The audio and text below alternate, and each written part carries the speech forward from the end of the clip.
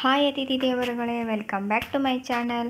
ಎಲ್ಲರೂ ಹೇಗಿದ್ದೀರಾ? ಎಲ್ಲರೂ ಚೆನ್ನಾಗಿರಲಿ ಅಂತ ದೇವರಲ್ಲಿ ಕೇಳ್ಕೊತಾ ಇವತ್ತು ತುಂಬ ಟೇಸ್ಟಿಯಾದಂತಹ ತುಂಬಗಾಯಿ ಹೀರೆಕಾಯಿ ಪಲ್ಯ ಮಾಡೋ ವಿಧಾನ ತಿಳಿಸ್ಕೊಡ್ತೀನಿ.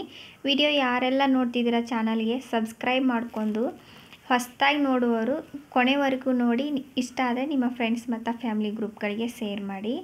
ಇವಾಗ ನಾನು ಹೀರೆಕಾಯಿ ತುಂಬೋದಕ್ಕೆ ಏನು ಬೇಕಂದರೆ ಸ್ವಲ್ಪ ಕೊಬ್ಬರಿ ಮತ್ತು ಶೇಂಗಾನ ಹುರ್ಕೊಳ್ತಾ ಇದ್ದೀನಿ. ಇದನ್ನು ಚೆನ್ನಾಗಿ ಹುರ್ಕೊಂಡು ಇದನ್ನು ನಾವು ಪೌಡರ್ ಮಾಡ್ಕೋಬೇಕು. ಮೇನ್ ಇಂಗ್ರೀಡಿಯೆಂಟ್ಸ್ ಅಂದ್ರೇ ಇದು ಫ್ರೆಂಡ್ಸ್. ಇದನ್ನು ಚೆನ್ನಾಗಿ ನೈಸ್ ಪೇಸ್ಟ್ ಮಾಡ್ಕೊಂಬರಬೇಕು. ಇಲ್ಲ ಸ್ವಲ್ಪ ನಿಮಗೆ ಬೇಡ ಅಂದರೆ ತರಿಯಾಗಿದ್ರೂ ಓಕೆ, ಚೆನ್ನಾಗಿರುತ್ತೆ.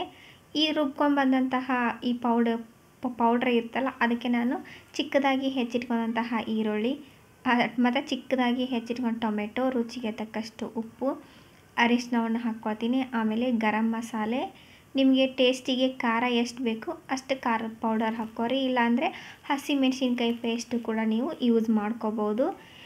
ಯಾವುದೇ ರೀತಿಯ ಡಿಫ್ರೆನ್ಸ್ ಇರಲ್ಲ. ಒಬ್ಬೊಬ್ಬರಿಗೆ ಹಸಿಮೆಣಸಿನ್ಕಾಯಿ ಪೇಸ್ಟು ಅಸಿಡಿಟಿ ಅನ್ನೋರು ಒಣ ಖಾರ ಹಾಕ್ಕೋಬೋದು. ಈ ಎಲ್ಲವನ್ನು ಕೂಡ ಚೆನ್ನಾಗಿ ಮಿಕ್ಸ್ ಮಾಡ್ಕೋಬೇಕು. ಇದು ಇನ್ನೂ ಸ್ವಲ್ಪ ಹಸಿ ಆಗಬೇಕಂದ್ರೆ ನಾವು ಸ್ವಲ್ಪ ನೀರು ಹಾಕಿ ಇದನ್ನು ಹಿಟ್ಟಿರುತ್ತಲ್ಲ ಆ ರೀತಿ ಕಲಿಸ್ಕೋಬೇಕು. ಯಾಕಂದರೆ ತುಂಬೋದಕ್ಕೆ ಈಸಿ ಆಗಬೇಕಲ್ಲ, ಇದನ್ನು ಈ ರೀತಿಯಾಗಿ ಕಲಿಸ್ಕೋಬೇಕು. ನಾವು ಮೊದಲೇ ಹೀರೆಕಾಯಿನ ಮೇಲ್ಗಡೆ ಎಲ್ಲ ಸಿಪ್ಪೆಯನ್ನು ತೆಗೆದುಬಿಟ್ಟು ಎಳೆ ಹೀರೆಕಾಯಿನ ನಾನು ಕಟ್ ಮಾಡಿದ್ದೀನಲ್ಲ ಈ ಥರ ಪೀಸ್ ಮಾಡಿ 2 ಭಾಗ ಮಾಡಿಕೊಂಡು ಮಧ್ಯದಲ್ಲಿ ಈ ನಾವು ಮಾಡಿದಂತಹ ಮಸಾಲೆ ಪೇಸ್ಟನ್ನು ಇಟ್ಟು ಚೆನ್ನಾಗಿ ಮುಚ್ಚಬೇಕು. ಮುಚ್ಚಿದರೆ ನಮ್ಮದು ಟೇಸ್ಟಿಯಾದಂತಹ ಹೀರೆಕಾಯಿ ಪಲ್ಯಗೆ ರೆಡಿ ಆಗುತ್ತೆ. ಎಷ್ಟು ಆಸಮ್ ಆಗಿರುತ್ತೆ ಅಂದರೆ ನೀವು ಕೂಡ ಇದೇ ರೀತಿ ಟ್ರೈ ಮಾಡಿ. ನೀವು ಬದನೆಕಾಯಿ ಮಾಡಿರ್ತೀರಾ, ಬಟ್ ಈ ರೀತಿ ನೀವು ಹೀರೆಕಾಯಿನೂ ಕೂಡ ಒಮ್ಮೆ ಟ್ರೈ ಮಾಡಿ. ಹೇಗೆ ಬರ್ತಾ ಅಂತ ನೀವೇ ನನಗೆ ಕಮೆಂಟ್ ಮೂಲಕ ತಿಳಿಸಿ. ಇವಾಗ ನಾನು ಗ್ಯಾಸ್ ಮೇಲೆ ಒಂದು ಪಾತ್ರೆ ಇಟ್ಕೊಂಡು ಅದಕ್ಕೆ ಎಣ್ಣೆ ಹಾಕಿ ಸ್ವಲ್ಪ ಜೀರಿಗೆ, ಸ್ವಲ್ಪ ಸಾಸಿವೆಯನ್ನು ಹಾಕಿ ಅದು ಸಿಡಿದಾದ್ಮೇಲೆ ನಾನು ಈರುಳ್ಳಿಯನ್ನು ಹಾಕ್ಕೊಳ್ತಾ ಇದ್ದೀನಿ. ಮತ್ತು ಕರಿಬೇವಿನ ಸೊಪ್ಪು, ಒಗ್ಗರಣೆಗೆ ಕರಿಬೇವಿನ ಸೊಪ್ಪು, ಈರುಳ್ಳಿಯನ್ನು ಹಾಕಿ ಎಣ್ಣೆಯಲ್ಲಿ ಫ್ರೈ ಆಗಬೇಕು. ಸ್ವಲ್ಪ ಫ್ರೈ ಆದ ನಂತರ ನಾವು ತುಂಬಿಟ್ಕೊಂಡಂತಹ ಹೀರೆಕಾಯಿಯನ್ನು ಒಂದೊಂದಾಗಿ ಇದರಲ್ಲಿ ಹಾಕಿ ಅವು ಕೂಡ ಎಣ್ಣೆಯಲ್ಲಿ ಚೆನ್ನಾಗಿ ಫ್ರೈ ಆಗಬೇಕು.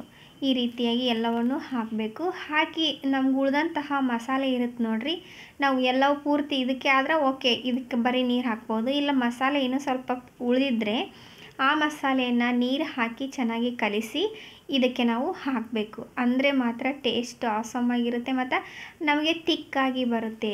ಇದು ಏನಪ್ಪ ಅಂದರೆ ಅನ್ನಕ್ಕಂತೂ ಬಿಸಿ ಬಿಸಿ ಅನ್ನ ಹೀರೆಕಾಯಿ ಪಲ್ಯ ಮಾಡ್ಕೊಂಡು ತಿಂತಿದ್ರೆ ತುಂಬ ಅಂದರೆ ತುಂಬ ಚೆನ್ನಾಗಿರುತ್ತೆ ಫ್ರೆಂಡ್ಸ್. ನೀವು ಟ್ರೈ ಮಾಡಿ.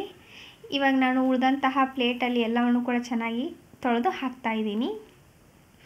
ಹಾಕಿ ಇದನ್ನು ಒಂದು 5 ನಿಮಿಷ ನೀವು ಕುದಿಸಿದರೆ ತುಂಬ ಅಂದರೆ ತುಂಬ ಟೇಸ್ಟಿಯಾದಂತಹ ಪಲ್ಯ ರೆಡಿ ಆಯ್ತು ನೋಡಿರಿ. ಯಾವ ರೀತಿ ಎಣ್ಣೆ ಬಿಟ್ಟಿದೆ, ಈ ರೀತಿ ಎಣ್ಣೆ ಬಿಟ್ಕೊಂಡ ನಂತರ ನಮ್ಮದು ಪಲ್ಯ ರೆಡಿಯಾಗಿರುತ್ತೆ. ನೀವು ಕೂಡ ಟ್ರೈ ಮಾಡಿ. Thank you.